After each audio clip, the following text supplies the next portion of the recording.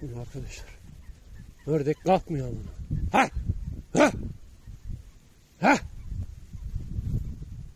Ha!